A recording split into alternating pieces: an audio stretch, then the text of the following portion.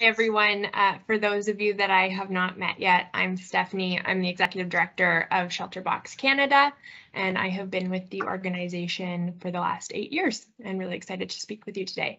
And I'll pass it over to my colleague in the UK, Alice. Thanks, Steph. Hi, everyone. Lovely to meet you. Steph said, my name's Alice, full name Alice Jefferson, and I am the Head of Emergency Response at ShelterBox. I've been with the organisation about 11 years, I think, basically since I was a child. But yeah, really interesting to speak with you tonight, and thank you for the opportunity. Wonderful. Thank you so much. All right, so to kick us off, I would love to pass it back over to Steph to give just an overview of where ShelterBox is in the world and what we're responding and monitoring right now. Right, wonderful. So some exciting news from a Rotary perspective to start with. The International Project Partnership has been signed for an additional 3 years. So we are 10 years into our official partnership with Rotary International, and that is continuing. And so that continues to be a really important part of what we do. So not only do Rotarians and Rotary clubs across the country and around the world donate vital funds to make our work possible, but Rotary is also really important on the ground in so many of our responses. So from finding warehouse space and translators, making connections to get us into countries that we otherwise wouldn't be able to and that many other organizations can't, the Rotary network is absolutely vital. So we're really excited that this partnership is continuing. I'm also very excited to announce that today is the last day of our fiscal year, as it is the end of the Rotary year as well. And this year, Canadians donated $1.8 million to help ensure that no one is left without shelter. So that's absolutely incredible. And we are so appreciative of your support because there's certainly a lot going on. So we will definitely talk about Ukraine today. We've also in the last year had the earthquake in Haiti.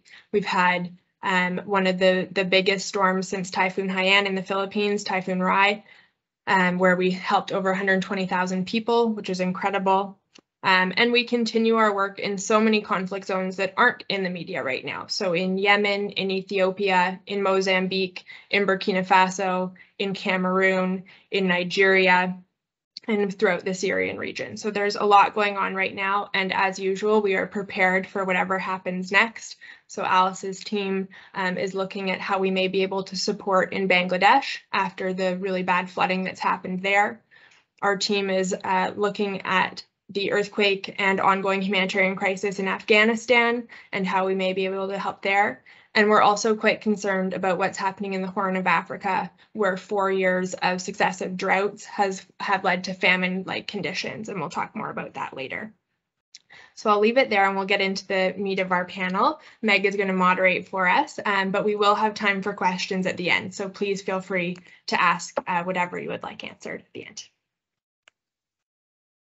Oh, you're on mute, Meg. Classic. So I would encourage everyone to use the chat function throughout the panel as well. If you have comments or anything like that, just feel free to put them in the chat box there. I'll also put my email in there just in case anyone is having any kind of tech challenges. I'm happy to assist.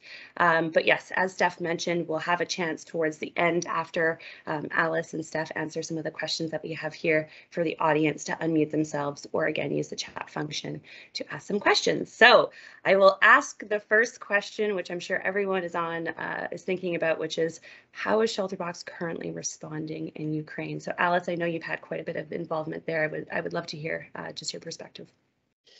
Yeah, sure. Thanks, Meg. So Ukraine, I know obviously there'll be a great amount of awareness from this group on the situation in Ukraine, particularly given sort of the media coverage, and I'm sure there's been interest in our work so far. So forgive me for recapping. But to set the scene right now, so last Friday, I believe, marked 4 months since Russia's invasion and war in Ukraine. As we know, millions of civilians across the region and really all regions of the country have been affected. This has caused the largest and fastest growing displacement crisis in Europe since World War II, So more than 4.8 million people have been recorded as refugees since the invasion, and we saw quite a lot around people leaving, a huge exodus to Poland and different neighbouring countries like Moldova. The rates of that displacement have reduced, and you've actually had some people return, which I can touch on later. But that is almost the lesser concern in a way compared to the internal displacement. So by that we mean people who've had to leave their home but have chosen to not actually leave Ukraine. The figure is over 7 million people, and there's many more who are in effect sort of staying where they were, in some cases trapped with no options available to them. So what are we trying to do about this? Obviously a huge sort of global event, and early on we knew that this would mean a place for ShelterBox, albeit we knew it was going to be complicated. So we sent an assessment team initially to Poland, and obviously Steph was part of this at one stage. From there, our teams were looking at the overall crisis, the refugees, the internal displacement, where we could access and where we wanted to try to have the most impact. And a lot of work was done to try to understand what the current needs of people were, but also what would happen given how dynamic it was. You know, you weren't looking at a fixed target. People were moving, different displacement was happening, and it was really tricky to understand how this conflict would play out initially. It still is arguably, but things have sort of steadied up in a way. So the team sort of really wanted to undertake 3 parts to the response in this first phase. First off, we knew based on needs that within Ukraine, we needed to try and have an impact, even though this was harder to reach.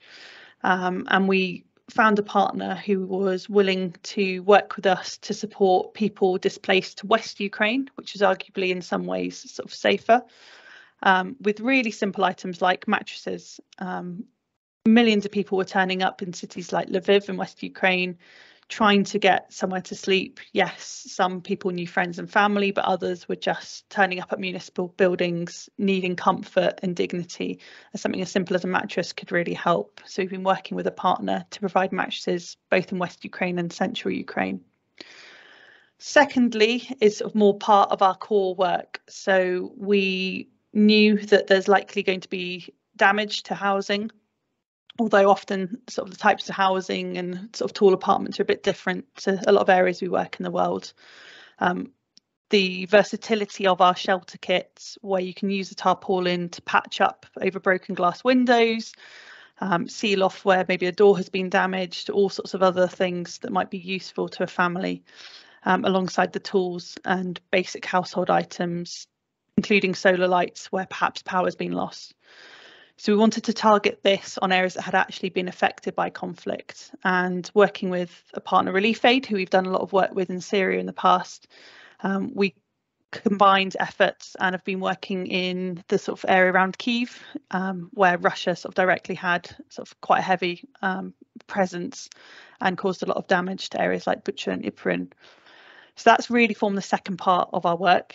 It's been very complicated around the logistics, which is, I know, another question that we'll follow up on, but that project's underway, and we've been supporting people who really have either remained or have decided to return to those areas.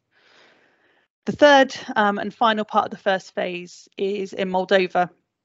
I'm sure people are aware, but it's a country sort of really to the west, but sort of southwest side of Ukraine, and Moldova is receiving, against their population size, a really huge number of refugees coming through.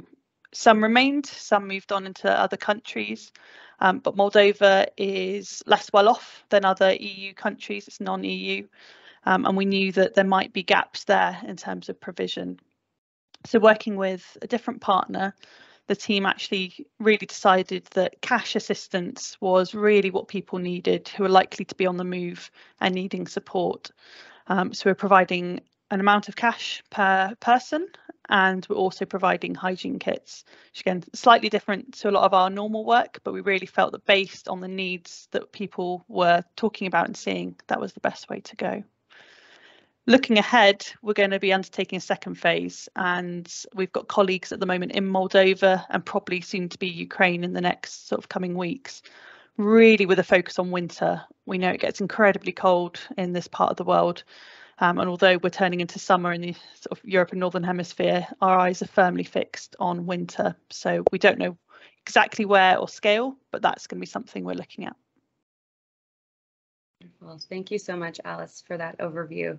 You alluded to some of the challenges, but I'd love to ask you a bit more directly. What are some of those challenges getting aid and responding in conflict zones, such as Ukraine? Thanks. It really varies in terms of the context, something you might hear me repeat. And I'm sure, again, in different people's sort of day lives, or for Andre's sort of previous experience, you get a similar flavour of challenges, but they're always different day to day. I think a couple of examples I can give really sort of the here and now. So we didn't expect to have a team back in Moldova right now. We thought we could sort of pull back a little bit, go in and sort of do monitoring visits, but we had imagined the least of our problems would be getting trucks of the hygiene kits from Bulgaria to Moldova.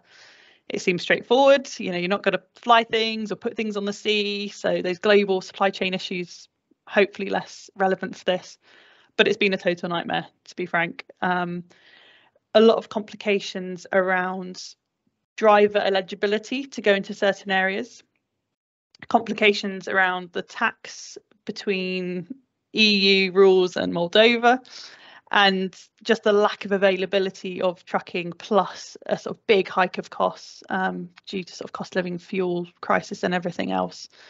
So what we thought was going to be really the most straightforward part of everything we were doing has actually become really challenging, and we've had a team go back in to try and get away from emailing people and trying to move it on that way, and just sort of go to people's offices and work with them to try and get this together. And as of about 3 hours ago, we've got an important bit of paper, which is our tax exemption, meaning things should really start to roll. So that's just one example outside of the actual conflict direct sort of impact that can throw up something surprising that we've got really good teams in place to work through, but it's a headache.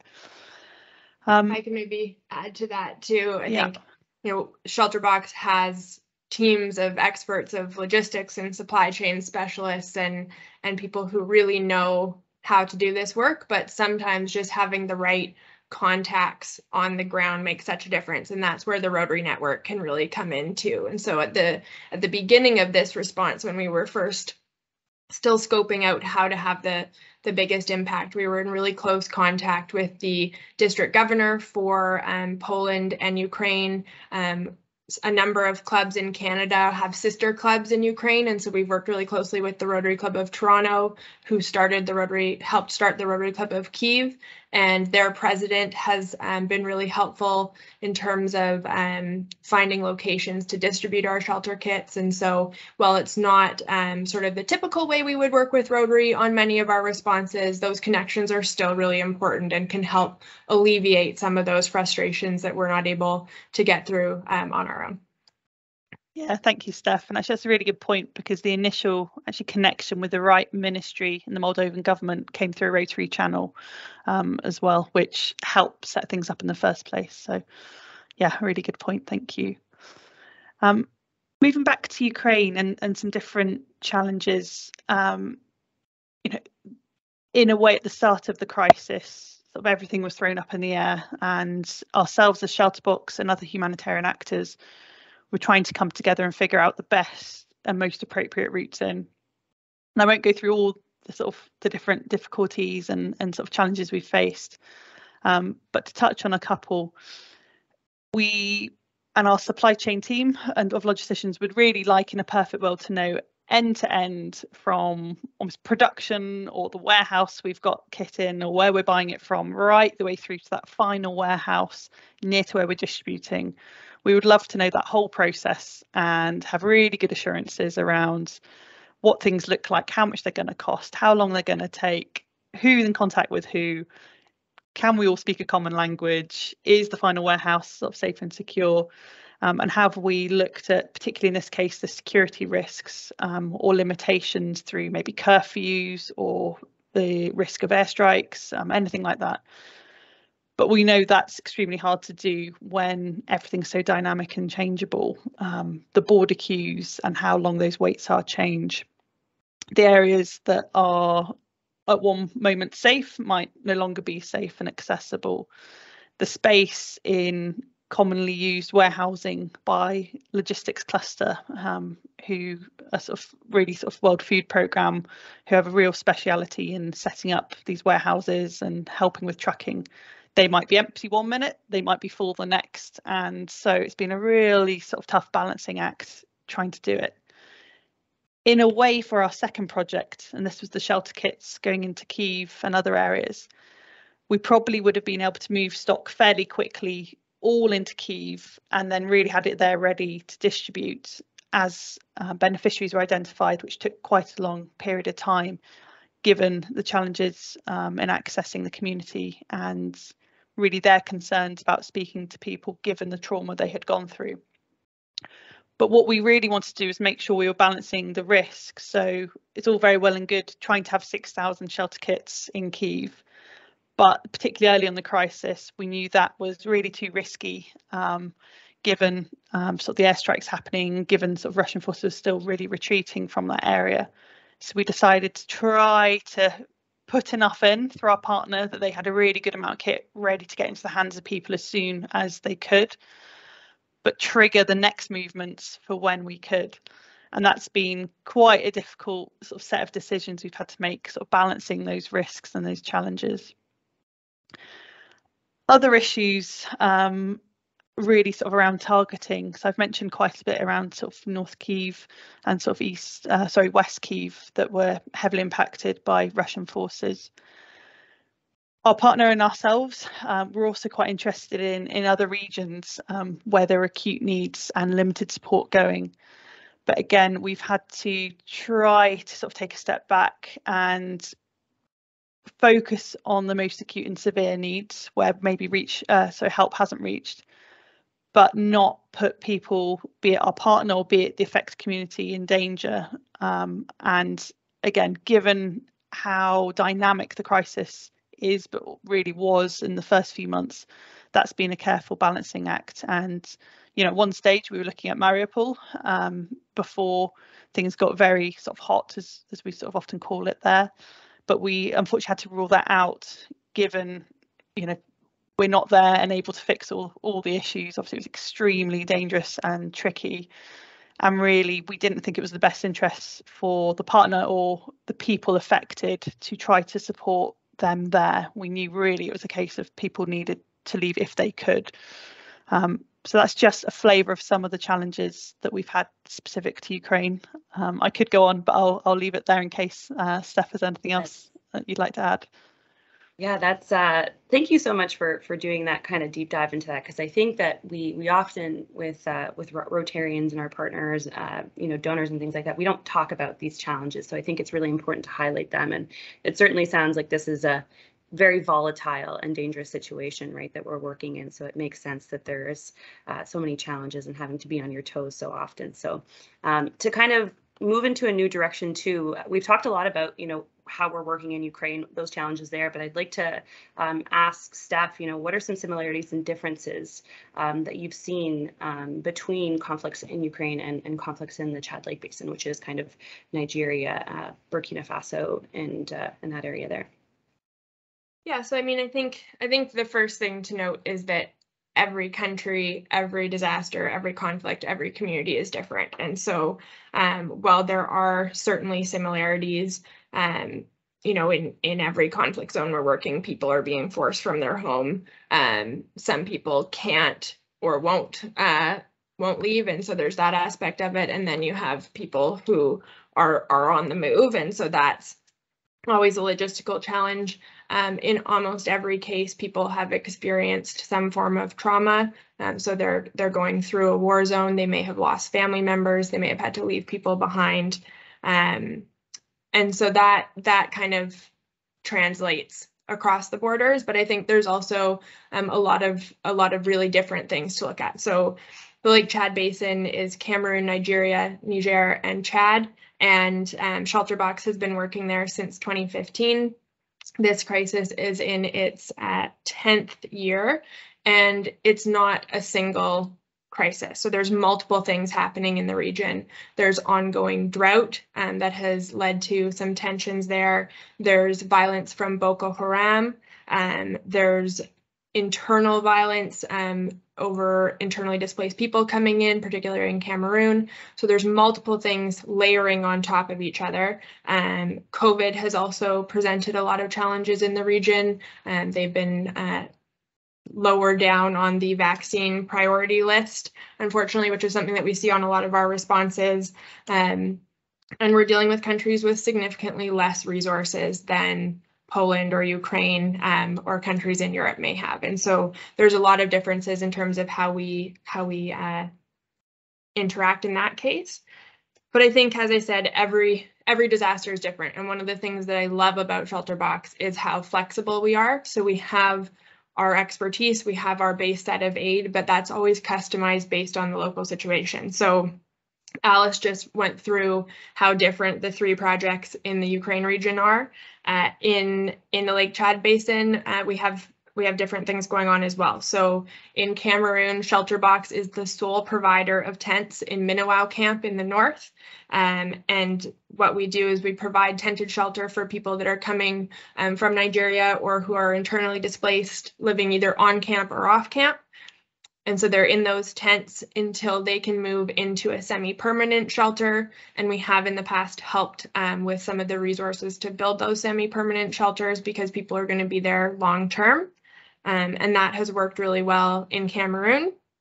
In Nigeria, the situation is slightly different, and we've been working with our local partner on a really neat project to build a locally appropriate Bama shelter. And so this is using our tarps and tools and building materials from our shelter kits, but to build a locally appropriate shelter that people can live in there. And so in each of our responses, these things are customized. Burkina Faso looks completely different from those 2 responses, but it's still that core ShelterBox aid. And so we're using our training, our expertise, our resources to work with local partners and make sure that whatever aid we're providing on the ground is locally appropriate and it's going to help people in their journey to recovery. Obviously, with conflicts over those rapid onset disasters that Alice and her team always deal with, we're dealing with people that are going to be in this situation probably long term. So they don't know when or if they'll be able to go home.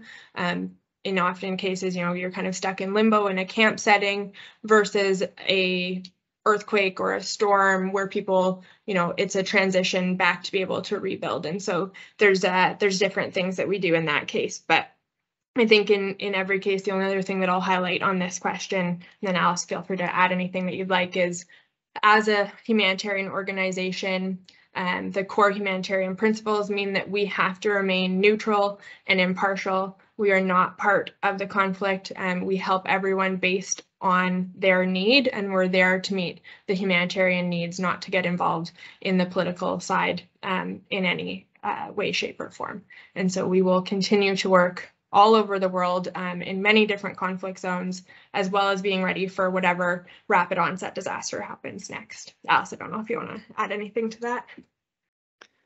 I think that was, really well summarised and good examples, Steph. I think the only thing that I was realising then I hadn't mentioned during the sort of key challenges was around that difficulty of remaining impartial and neutral, and the importance of that, not just for the crisis we're responding to, which can become incredibly hard, particularly when emotions are high and you might clearly have a specific perpetrator, but we have to keep in our mind, what does this mean in terms of, quite frankly, our ability to access vulnerable people in a future disaster somewhere slightly different. And so again, sort of during the example from Ukraine, we were really careful, particularly our initial communications, around taking quite a cautious line, if I'm honest, around our communications and media and how we're talking about the crisis.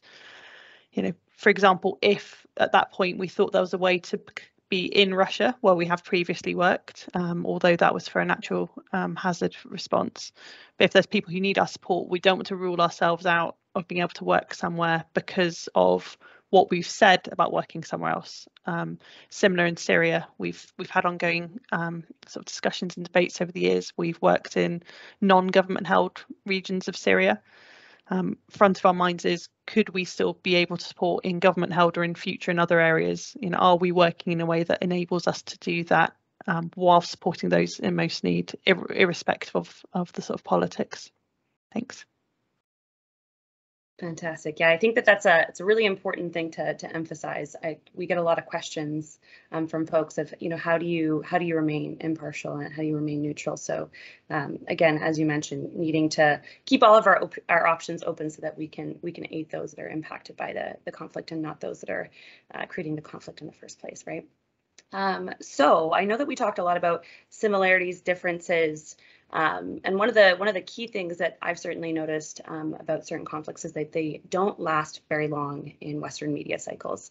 But as Steph mentioned, you know, the child-like basin crisis has been going on for 10 years, and there's quite a bit of need still existing and ongoing. So my question is how can supporters help garner more media attention for conflicts such as the child-like basin that have exited the Western media cycle?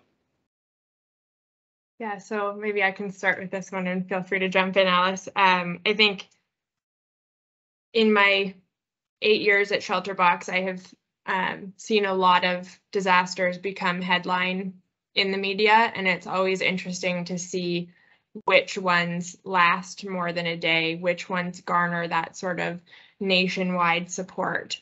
Obviously, Ukraine has been incredibly covered in the media. Outpouring of support from Canadians and around the world, which there absolutely should be. But, you know, we also have sort of an insider knowledge of what's happening in other places in the world that aren't getting that attention. And so I think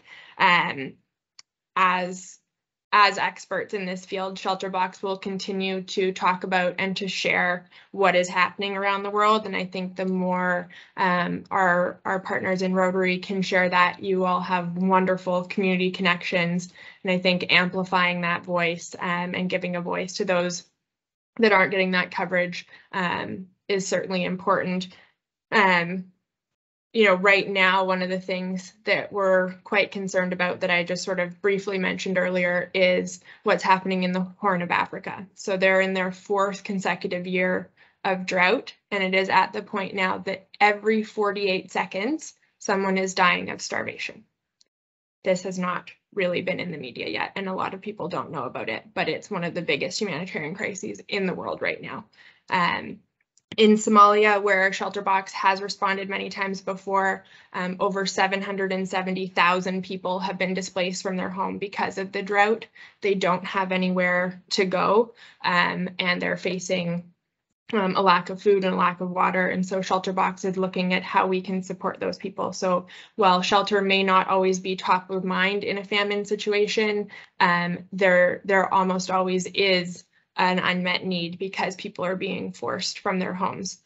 And so I think we'll continue to bring light to this and share this, and however you are able to share with your communities what's happening here, what's happening in Ethiopia with the ongoing violence in the Tigray region, where things are deteriorating quickly, in Yemen, where there's a severe humanitarian crisis, in Afghanistan, in Mozambique, in Burkina Faso, in the Lake Chad Basin. There's so many things going on that don't really get that attention, but I think with the amazing resources we have on social media and the amazing community connections we have with our network, I think we can continue to amplify the voices of those that aren't kind of gathering this attention. Alice, I don't know if you have any anything to add on that one. Only to really back up your point, particularly on sort of where the media has interest. I just sort of dug out something that I've saved in a sort of online notebook to remind me of this sort of in sort of a more data way. I'll try and post it into the chat and see if it works. It is quite old, so it's looking at news coverage pre-2002. So, you know, caveat, a couple of decades old, but it's about news coverage of disasters. And again, not to go sort of into too much detail, but but just as a sort of an interest piece, let me get it back up so I can sort of talk about it. But it's from our World in Data, and yeah, it looks at sort of roughly, you know, just short of a sort of 40-year period coverage in major US networks, and talks about the sort of, it's awful, but almost the spectacle of disasters. So you can see the top two bars are earthquakes and volcanoes, and then Steph's been talking about sort of drought, which is right down there, sort of near the bottom. And interestingly, epidemic, obviously pre-COVID, was quite way down and still is on the most for majority of sort of epidemics. But yeah, really just sharing that to back up your point, Steph. There's a lot of things that we need to care about that the media cycles don't cover, and as you say, amplifying sort of the voices of those who can't do it, and often funding does not go in the direction where there isn't media coverage, is super important. Yeah, definitely. I think that I always remind folks that you can care about so many things at once. It doesn't just have to be one thing. So, and there's certainly not a shortage of folks that could use some support and amplify their voices. So thank you both for touching on that. I know Steph mentioned drought, and also Alice, about kind of where it is in terms of the focus of media and people's attention. And I want to emphasize that, because I think that we're certainly seeing certain disasters become more frequent or more intense. So how do we expect climate change to impact ShelterBox's work in conflict zones in the future? Thanks, Meg. I'm happy to sort of start that one, and then come back to Steph. So yeah, it's complicated. I think first off, it's not simple, it's not straightforward, but to step back and sort of touch on the relationship between climate and conflict, or climate change, I should say. Really, sort of Steph talked earlier about problems laying on top of one another and the impact of that. I think it's absolutely undeniable that climate change is a force multiplier for the negative in terms of people. Just to sort of look a bit further, a couple of years ago, there was a really interesting report by the ICRC, so that's part of the Red Cross movement, looking at sort of this very issue, conflict and climate change. And of 25 countries deemed most vulnerable to climate change, 14 of those, possibly more now, are sort of really mired in conflict. For example, Yemen, as Steph touched on, where we're working, but also countries like Somalia, Afghanistan, where we're not at the moment, but where we know there's chronic issues, and where we think ShelterBox could have a part to play if we've got enough resources to do it. It's sort of complicated when you step it to the next layer down. So it is contested whether there's a direct correlation between climate change and conflict, but there is broad agreement that there is an indirect correlation. And what we know for absolute certain is that people in countries enduring conflicts are less able to cope with the impact of climate change, less able to adapt to mitigate these changes, and are less likely to sort of have funding or the means to do so. And countries enduring conflict are disproportionately affected by climate change and climate vulnerability. For example, really to sort of bring this home a little bit, where there is increasing food insecurity, where you can't know that you're going to get your next meal for your family, where perhaps water is scarce and contaminated, there's competition over other resources, livelihoods and your ability to work are disrupted. That can also then add to the likelihood of people being on the move, encouraging migration, and then having less of a stable foundation to really not feel the effects of climate change as acutely. In terms of what we as ShelterBox need to do to adapt, I think it's a few things. One area of focus is about how we respond, and humanitarian organisations often talk about a key principle. We've touched on neutrality and impartiality, but doing no harm. And really, I think that's hugely important when we think about climate change, but also environmental degradation. At ShelterBox, we've tried to be sort of at the forefront of thinking and actioning things around this, particularly sort of the latter in terms of environmental rather than climate change, to do with a lot of the work on reducing single-use plastics within the supply chain and really encouraging our suppliers to sort of do similar. But in terms of climate change, we're trying to much better understand the impact of our carbon emissions and reduce those where possible and mitigate them while still effectively responding in a timely way.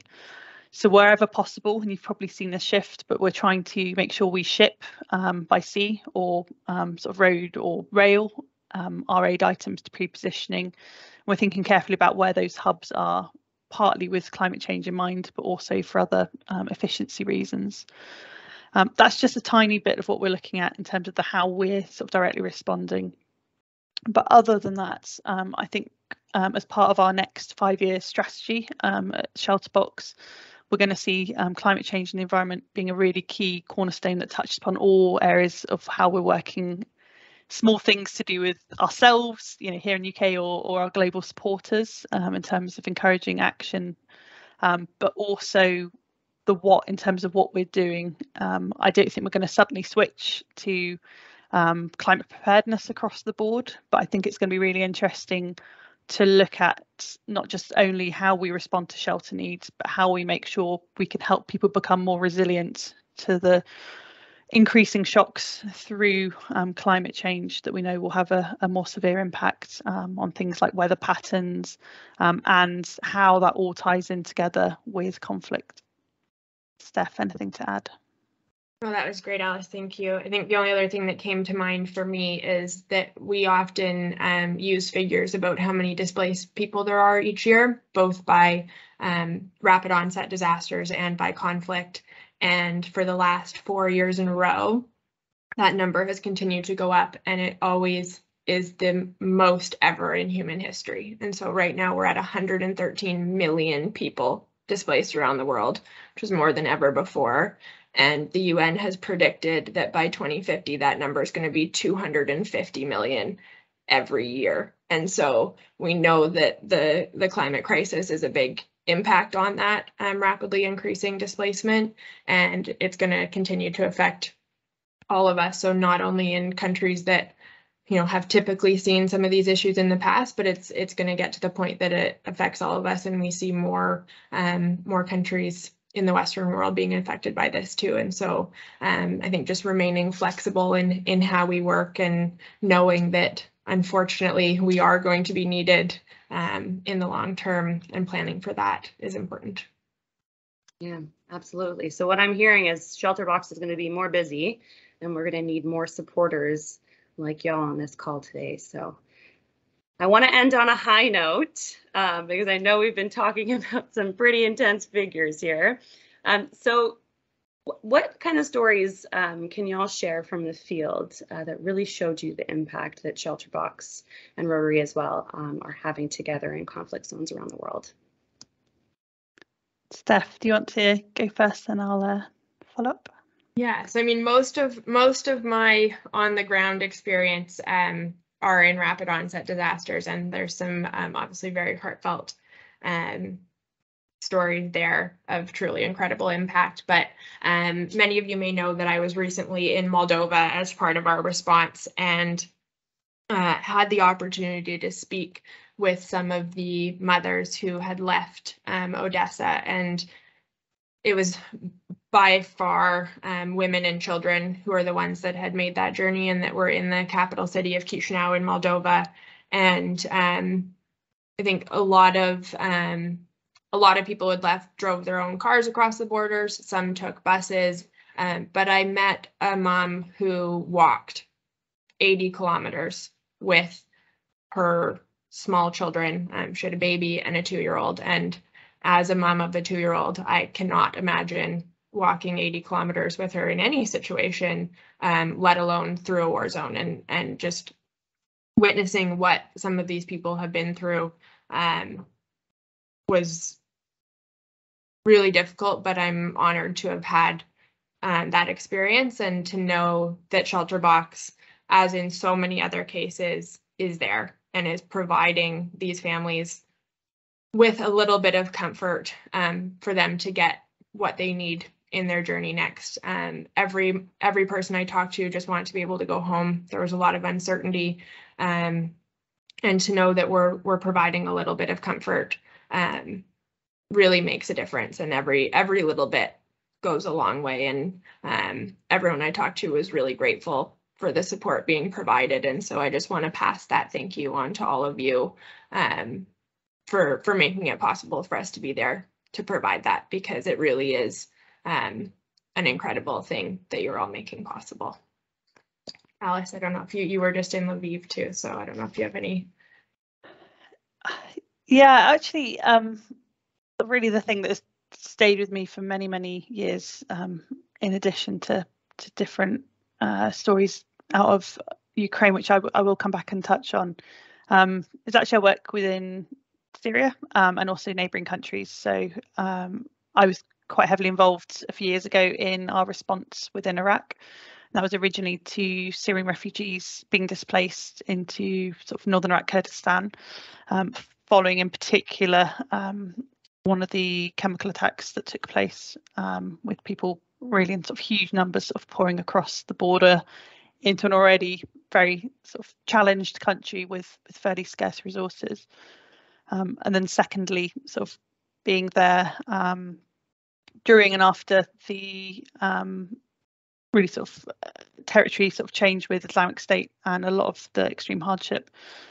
And similar to you, Steph, sort of really sort of privileged to meet people, again, in this case, often, but not always, women and children who had been through unimaginably sort of difficult situations. One family who I'm actually still in contact with, who I've gone back and seen over the years, they came from sort of an outskirts of area of Damascus.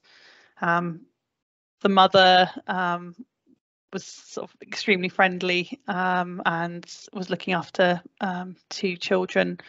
Her husband, when we met them in a school where they'd literally just arrived in North Iraq after an extremely difficult journey and dangerous journey through Syria. He was a taxi driver but had a slip disc, and you know, I'm sure someone on the school probably has had that as well, but trying to imagine moving across an entire country into a new country with only the things you can carry, with 2 fairly young children, and that type of injury was, yeah, extremely difficult for them. And yeah, sort of what they'd been through, sort of the fact that they didn't know what was coming next.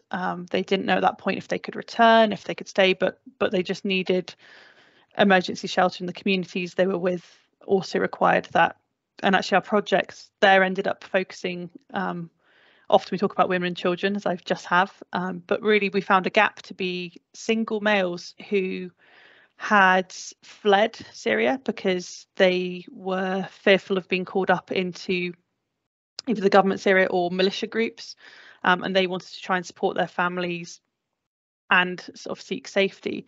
And there's a real gap in sort of agencies not prioritising them, for good reason, because often we talk about other needs in women and children, but this group were particularly vulnerable on that occasion, and we were providing them with shelter. And similarly, I've stayed in contact with a couple of the guys that we helped, and you know, they've sort of said they dream of going home, but they know actually sort of they can't at the moment, and they've been trying to carve out sort of lives themselves in northern Iraq and Europe, without that initial support that we provided and the generosity of people like yourselves and the hard work you do. Then you know, that story could have ended in a different way for them.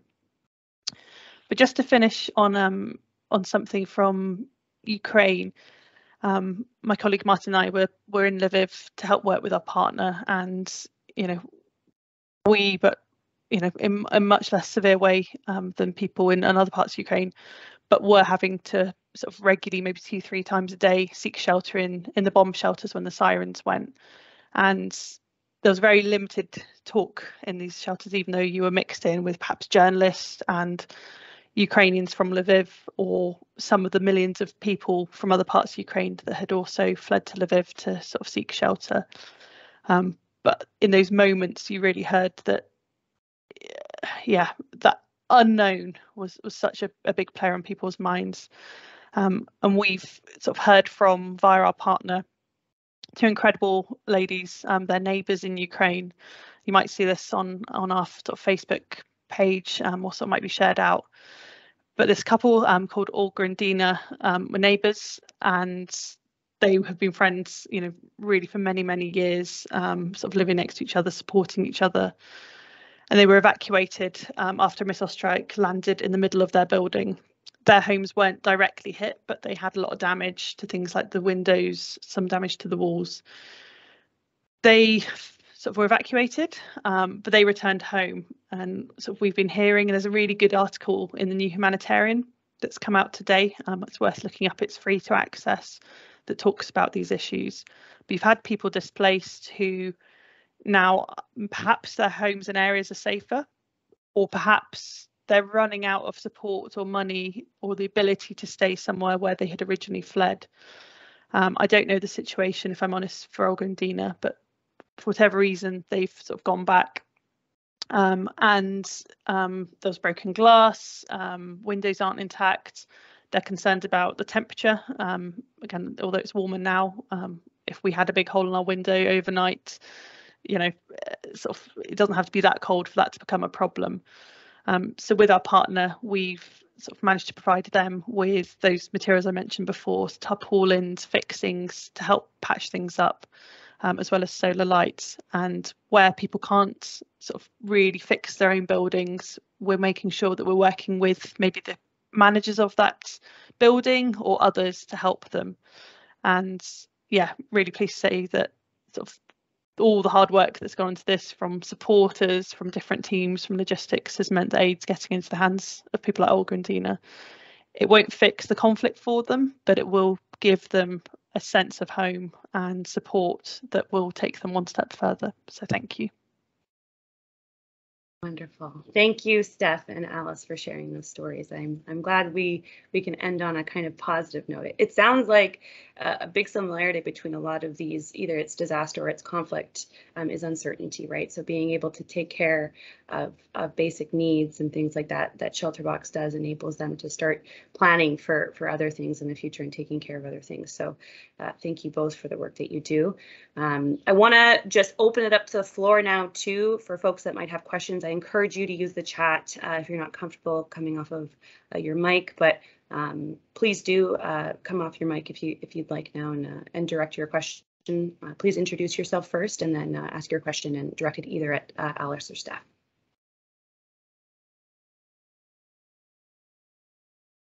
Yes, Andre, please. I actually have a couple of questions, so I won't take too much time. Alice, just again about internal displacement and planning for winter, kind of two parts to it. Is there any thoughts towards a change in displacement patterns? You just touched on that a little bit as people go back home. You know, as we read and see, you know, Mariupol is kind of been done with, but people, as I understand, are moving back there, moving back closer to home. With change in weather patterns based on what we've learned historically, say Lebanon, Syrian region and all that, is there any forecasting towards that? I know it's a challenge and dynamic. Yeah, thanks, Andre.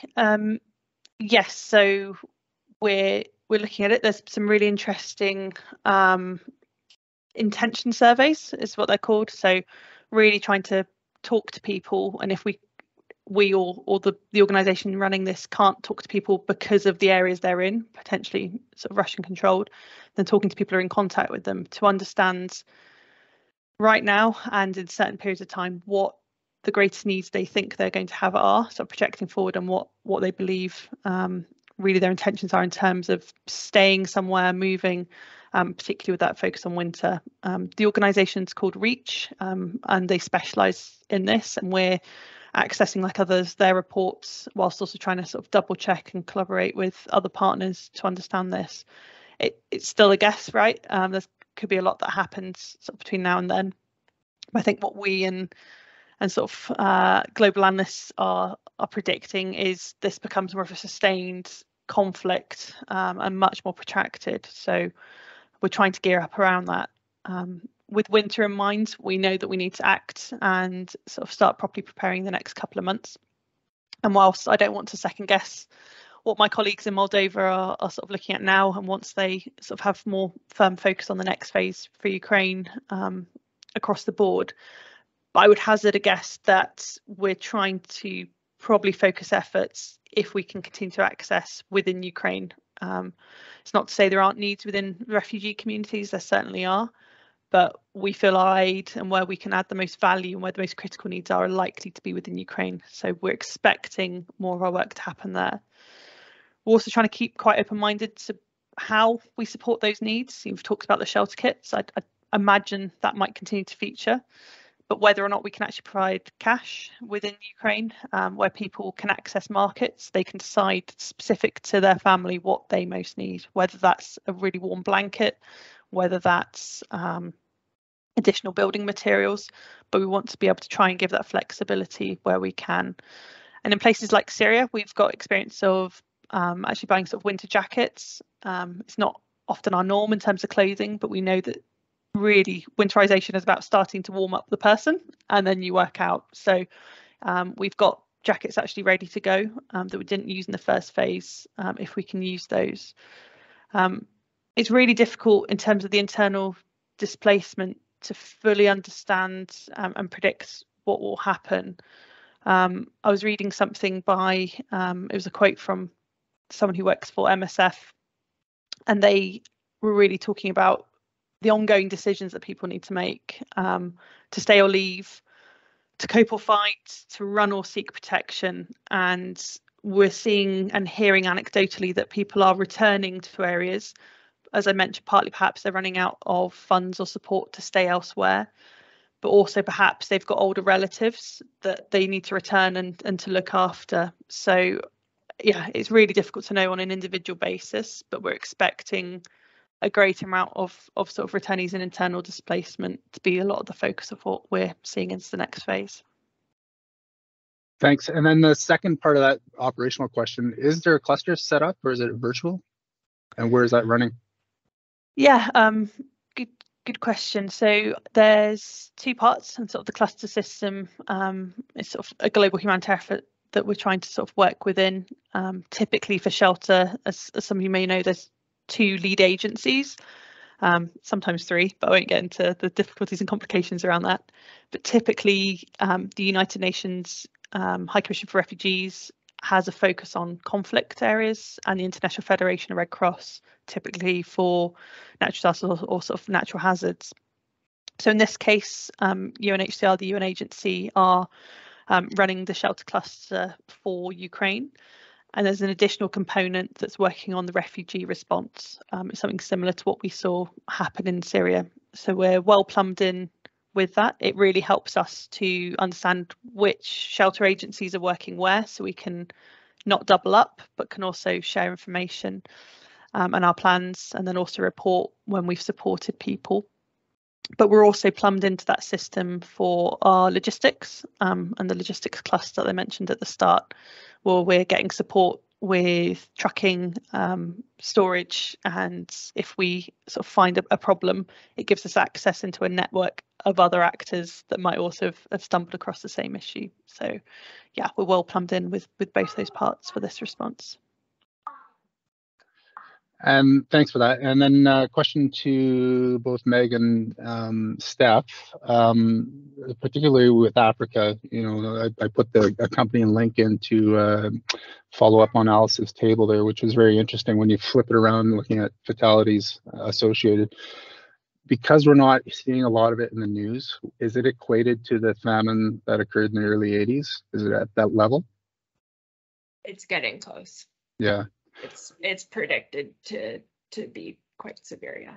Yeah, okay. And then 1.8 million bucks. That's great. Is that again a little bit of follow-up because of the Ukraine crisis and all that? Yeah, so as it usually is. In this fiscal year, we had two sort of what we would term in major media disasters. So the Haiti earthquake raised about $400,000, and then Ukraine has raised over $750,000, and then the rest is general support. Great. Thanks, ladies. Really good presentation. Thank you. And I also see Patrick has put a great note about presentations in the chat. So we are always available for presentations. If you're thinking to yourself, I've had the general ShelterBox presentation, just to note that we do have a number of sort of follow-up presentations that are more deep dives in certain areas or go a little bit more into how our teams operate on the ground. And so if you're looking for a presentation and there's something specific you'd like us to talk about, please feel free to reach out to Meg anytime, and we'd be very happy to arrange that. Yes, absolutely. All right, well, if there's no other questions in the room, I will wrap us up and say again, a big thank you to Alice for joining us all the way from the UK. A big thank you to Steph, and of course, a huge thank you to all of those on the call today who came to learn a little bit more about conflict responses and just figure out a way to get some attention and some more donations so that we can facilitate more aid into the hands of folks that need it most. So everyone have a fantastic day, and we'll be in touch soon. The recording will be made available, so I encourage you to share it with your fellow Rotarians as well. All right, everyone, take care. Thank you all so much. We really couldn't do it without you. Yeah, Thanks, thank you very much, everyone.